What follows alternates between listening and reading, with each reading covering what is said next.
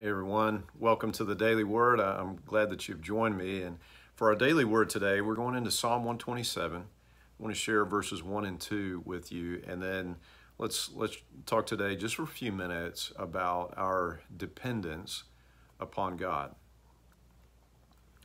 We read here, "Unless the Lord builds a house, the work of the builders is wasted." Or other translations say, "The builders labor in vain." Unless the Lord protects a city, guarding it with sentries will do no good. It is useless for you to work so hard from early morning until late at night, anxiously working for food to eat, for God gives rest to his loved ones. Now, let's make a connection with the New Testament. Very similar thing that Jesus says in John chapter 15, verse 5. He says, "I am the vine, you are the branches. If you remain in me and I in you, you will bear much fruit. Apart from me, you can do nothing," he says. And we may well say, well, is that actually true? Can I really do nothing apart from Jesus? And in one sense, we could say, well, of course, human effort does have a cause and effect relationship in the physical realm, right? I could move my pen from here to there and we can have an impact on the physical realm. But what we're reading here about is the fact that by our own efforts, apart from God, we can never accomplish what our souls truly long to accomplish. That what we do apart from God will not have the eternal significance that our souls really long to have. And so let's think about the three things that are pointed out to us here.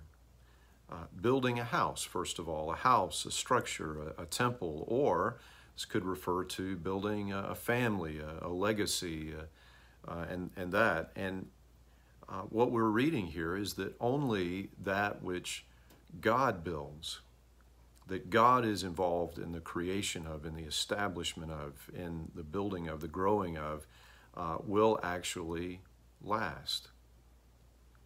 If you'll notice at the beginning of this psalm in the scriptures, I bet you have a subheading that tells you there that this is a psalm of Solomon.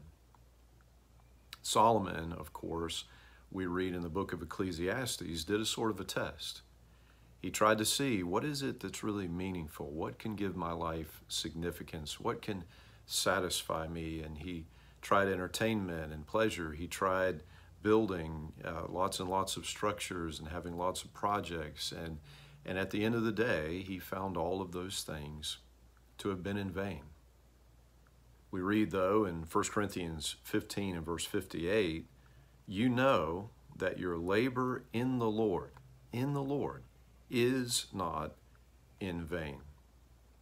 And so as we think about building our lives, building a legacy, even the building that we do in our lives in terms of building retirement, building our physical home, all of that, to consider that I would do that in the Lord.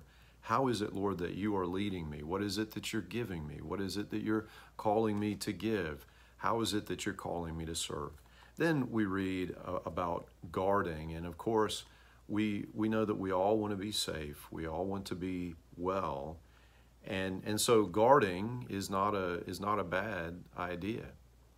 That we would, as as Cromwell famously said, trust in God and keep your powder dry. Right? This is a good idea, but the truth is that by our own efforts, we are unable, at the end of the day, to preserve our lives. That only the Lord can provide the eternal security that we truly long for. And then the scripture mentions anxiously working. That is to say, trying to earn, trying to make, trying to have this assurance that I will have enough. And the Lord tells us here that you can work from early morning until late at night. You can anxiously work, and at the end of the day, you will not have the rest that your soul really longs for. And yet the Lord tells us in Matthew 11:28, "Come to me, all you who are weary and burdened, and I will give you rest." And in fact, he does. He tells us elsewhere that if we will seek first the kingdom of God, not worrying, right, not being anxious, but instead direct ourselves at seeking first the kingdom of God, that he will give us, he will provide for us everything that we need.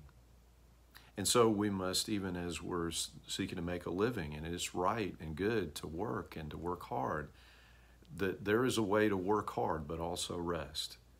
That is to rest in the Lord, to trust that he will provide, that he will give the right opportunities, that he will send the right people, and he will give us what it is that we need, and especially that we would rest in him.